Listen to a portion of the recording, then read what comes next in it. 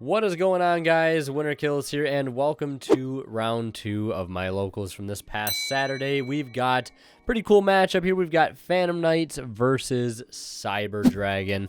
Hopefully you guys are going to enjoy this one. Also, quick reminder before we get into it, go ahead and subscribe if you haven't already. If you guys want to see locals feature matches like these on a regular basis. But as these guys go ahead and get ready to roll some dice here, decide who'll go first or second, let's take a look at the poll results here. And it looks like right now, as I am doing this recording, that the Phantom Knight deck is in the lead. So you guys thinking that it's going to take the matchup here. We've seen Cyber Dragon quite a bit on this channel and has done, pretty well here and there. So let's see if you guys are correct. And I believe Phantom Knight will be going first here, which is not surprising since the Cyber Dragon deck usually likes to go second anyways, which I get going second game 1. I totally understand that, but what I don't understand is like the idea of going second game 2, especially if you're playing against a combo deck and you have that knowledge where maybe you don't want to play into a board like that, because I know Cyber Dragon is capable of setting up some really good turn 1 boards with Infinity, Dragoon, and the Cybernetic Overflow trap. Like, that's a pretty decent end board. Add a hand trap on top of that and you got yourself 4 interruptions, and 4 pretty good interruptions at that. So our Phantom Knight player is starting off, business as usual. Kagamucha Knight with the Psychic Wielder, with the help of E-Telly, which of course is going to be at 2 in a couple of days here. And a reminder, of course, this is pre-ban list. Not that it really changes this matchup at all. I mean, nothing really happened with the new ban list. The other 2 matches going up later this week will also be pre-ban list, because the locals that this was recorded at, we were not playing the new list because it is technically not in effect yet. But regardless, our Phantom Knight player is going to send the Cloak off of Cherubini here, and now banishing Cloak to add Shade Brigandine, setting Shade Brigandine and activating it to link off with Cherubini and Shade into Rusty Bardiche. Now, interesting to see here that he did not send Graph to summon the Seer, but I kind of think I know why. I think with the particular opening that he had, a very, very weak opening of Tracker or Wielder or / E-Telly with Kagamucha, not really giving him access to a lot of extenders, so kind of having to make do with an alternative play. Still getting access to Rusty, which is great. Dumping Boots to get Fogblade, banishing Boots to get another Fogblade. So 2 Fogblades set here. I think the other set might be Forbidden Droplet as well. And always playing around things like Gamma and Ghost Ogre by preemptively setting a card onto the field if you can, to make sure that the Cherubini can protect itself from destruction. Because it has that built-in effect and a lot of people forget about it. So we're going to see him normal summon Cyber Dragon Core, and we met with a Fogblade, and then we're going to see a contact fusion of the Core and Rusty into Mega Fleet Dragon, currently sitting at 2,400. Now we're going to see a Galaxy Soldier follow up by discarding Cyber Dragon Hers. Now, I guess this is one of the main argument points as like why Cyber Dragon can kind of consistently go second, because you get access to Contact Fusion, which you don't have access to going first, but I feel like ultimately you don't really need that. I could be wrong, I'm not an expert on the deck, but I can totally see why going second is the move, because again, Contact Fusion is pretty busted, let's be honest here. Just removal that your opponent literally like can't respond to. Pretty nice, especially in today's day and age. We're going to see the Cyber Dragon Noxer activate, pitching Cyber Dragon, going to attempt to revive, and we're going to see Forbidden Droplet activate here. I knew it was a droplet. It looked like one. And now I'm also seeing why he did not send the Graph off the Cherubini, because he hard opened it, which is really unfortunate. We're going to see the Droplet send off the Graph from hand to negate, and then we're going to see Graph effect summon Skarm, which is really nice to have Skarm teched in here to be able to have a follow-up during the end of the turn, be able to search something like Tour Guide to get the plays going next turn, which he's desperately going to need because he is pretty low on card advantage at this point. Now we're going to see him link off 2 monsters. Are you ready? Not making a Cyber Dragon Seeger, that's for sure. Who needs that card when we got an even better link to the funny green snake? Going to pay 2,000. Sending Red Eyes Fusion. Sending Dark Magician. Sending Red Eyes Black Dragon. I am so excited for 3 more months of this. Let me know in the comments if you're excited for it as well. The best Cyber Dragon support to ever exist, Anaconda, just summoning the new best Cyber Dragon fusion, Red Eyes Dark Dragoon. So now we're going to see Dragoon go ahead and activate. I think he's going to burn away the Scarm for 800, and then swing in for 24, 3,000, and 500. So a total of 5,900 damage. Quite a bit there, and a Cyber Dragon core left in hand. End phase, we're going to see the Scarm effect activate, and this is going to resolve here, which does make sense. If he discards the core now, he will not have anything to negate on the following turn. So if he top decks really good, he won't have any say in it. But he will get the guaranteed add of Tour Guide, which could easily force a Dragoon. We're also going to see an end phase Fog Blade. So he's going to banish it to go ahead and attempt to bring out Rusty, I imagine. And we'll see if he's going to negate this as well. But it looks like it is going to go through. And Rusty is on the field as he passes turn. Phantom Knight drawing. And I imagine, unless he drew something really, really cracked here, he's going to just start off with the Tour Guide. The only thing I think would be better here is if he had like a way to Torn Scales. If he had like Torn Scales engraved already with like another Phantom Knight that he could banish. It's a really good thing to bait out with the Dragoon is the Torn Scales. Torn Scales is an insane card.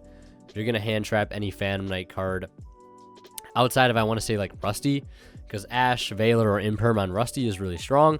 But also, if you can Meister or Bell or DD Crow, something like Torn Scales to get it out of the grave and stop it from coming out to extend with, you know, because not only is it a body and board, but can also be a Foolish Burial, which is really, really good. And then, speaking of really, really good, Tour Guide is going to take the normal summon here. And we'll see if it resolves. Now, if I'm the Cyber Dragon player, I'm not letting Tour Guide resolve. That's just me. Maybe I'm wrong in thinking of that, but I don't think you have a reason to let Tour Guide resolve here. I just don't think you do. But maybe somebody in the comments can let me know if there's a reason to let it resolve. Maybe he has another droplet in hand, but if he has another droplet, he has another droplet. It doesn't really matter what you negate, I guess, at any certain point. So long as he's got the card in hand to discard. He's got no other negates on board, no other forms of interruption, so like the droplet's going to go through no matter what.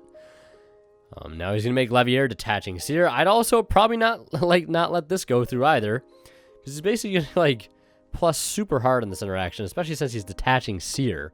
Seer going to bring out Cherubini and also getting to use Cherubini effect, which is basically free at this point, going to allow him to get access to Torn Scales. So like, maybe our Cyber Dragon player is holding his Dragoon negate for the next game. I'm not entirely sure. But yeah, I think I would have burned that Dragoon negate. Oh, and this is a perfect example as to why you should not hold such negates, because here is Appaloosa, which is basically going to turn the Dragoon at this point into a token, because it is not going to be able to have a say in any part of this combo here. So we'll just see how this plays out. Rusty now activating unimpeded, dumping a copy of Gloves to the graveyard to go ahead and set the Phantom Knight Sword. I believe that's what it's called. I don't know. I remember its exact name. But setting the sword, I believe it has an effect where you can activate it by targeting a monster on the field or one of your monsters. It gains 800 attack, and it also, if it were to be destroyed by a battle or card effect once, it is not destroyed that one time. But now we're going to see him banish the Fog Blade from the grave to go ahead and summon out Cloak. And I believe that is going to trigger Torn Scales effect to attempt to summon. I mean, if you're contemplating the Dragoon negate now, it's a little too late. I think the better thing to do would be to just hold the card in your hand, especially since it's like Cyber Dragon Core. Pretty good card to hold on to. I guess you force a token or a counter off of the Appaloosa, make it a little weaker, 800 attack or 24 or 1600 instead of 24. Like, I think again it was already too late. Should have burned that negate a little early on, and it might also be in part because our Cyber Dragon player might not be super familiar with what this deck does, which, you know, sometimes definitely plays in a role with how certain people respond to certain cards. Maybe you're holding an Ash for a better effect, in maybe you don't know when that time is, like kind of similar scenario, and then it gets to the point where eventually it just becomes too late. But it's not because you didn't feel like negating anything, you just didn't know what the best negate would be. But, you know, again, Tour Guide is a pretty good card. So we're going to see him Ixie summon Break Sword in the zone that Rusty points to. Rusty effect will activate to pop Break Sword, and then Break Sword effect activating, bringing back 2 at level 4, going for Raider's Knight, detaching to go into Arc Rebellion, and the effect of Arc Rebellion is going to activate here using the Cloak effect to turn defense and give it an 800 attack boost, and now using Arc Rebellion effect to negate all of the cards on the field, and then gain the attack of all monsters on the field on top of Arc Rebellion's 3,000 attack. So 3k, 21, 500, and I think 2,400 from the Chimera Tech, which is going to be game over top of that Anaconda. And we are into a game 2. And as they get things started here, I want to mention a quick shout out to Imperium Duelist, longtime sponsor and support of this channel. If you guys are interested in picking up amazing playmats, sleeves, deck boxes, dice, binders, backpacks, and more, check them out at the link below. And don't forget to use my discount code WinterKill10 off at checkout to save 10% off your entire order and support the channel in the process. And if you guys are buying anything on TCG Player, maybe it's Megaton stuff, don't forget to use my affiliate link down at the description below. If you guys shop and check out using that link, a small bit of the revenue from your purchase goes right back in the channel and helps out a ton. So getting back to the match here, we're going to see our Phantom Knight player get, made to go first here, which again kind of blows my mind. I don't really fully understand it. Maybe you're banking on one contact fusion, like, okay, but like, you're going to get one contact fusion, and it's going to be for Rusty, because I believe they typically end with the only monster in the extra monster zone being Rusty Bardiche, which, taking that away, maybe they lose a pop, that's it, but like, that's still not that much at the end of the day. I don't know. I would have personally have gone first, but it is what it is. And I believe our Phantom Knight player, I believe before I recorded this, he told me that he sided to go first this game, expecting this to happen, because again, Cyber Dragon decks typically like to go second, so I mean, how can you blame him at the end of the day? So we're going to see the Rusty activate, dumping that Torn Scales to the grave, setting a Fog Blade, which is huge because he already has Boots in grave, so we're going to see Boots Torn Scale combo here, which is going to be really strong. Boots is going to banish the Search the Sword. Torn Scales is going to go ahead and summon here. And we'll see what his next move is. Yep, Torn Scale effect, discarding the sword. Basically acts as like a monster born in the graveyard, I'm pretty sure. And now he's going to send a Phantom Knights, the Phantom Knights card, I believe, to the grave, or Phantom Knights monster. So you can dump Ragged Gloves, you can dump the Cloak here, like we are seeing. And probably going to try to establish a Levier. I believe our Cyber Dragon player has Nibiru, which I don't think is going to matter too much because he does have some pretty good follow-up still. So we're going to see him go into Levier. Right now, we're trying to get to Appaloosa. He just needs to go ahead and link here.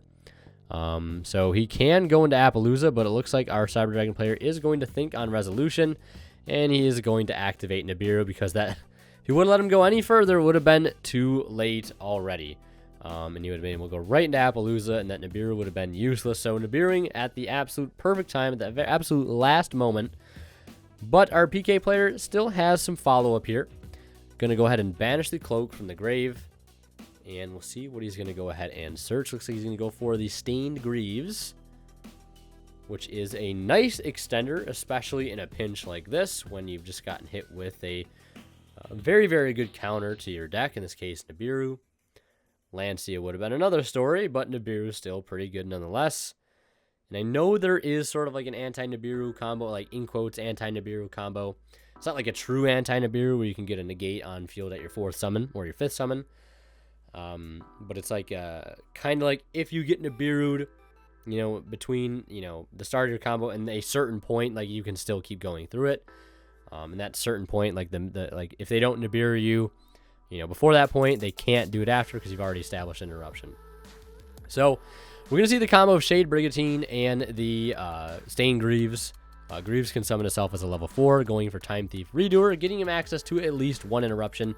Shade and Redoer might as well be best friends because they always work so well together, giving you that trap underneath it to basically just act as a bounce during the opponent's turn. And hoping for probably a spell off the top, but does not find one, finds a Cyber Dragon core.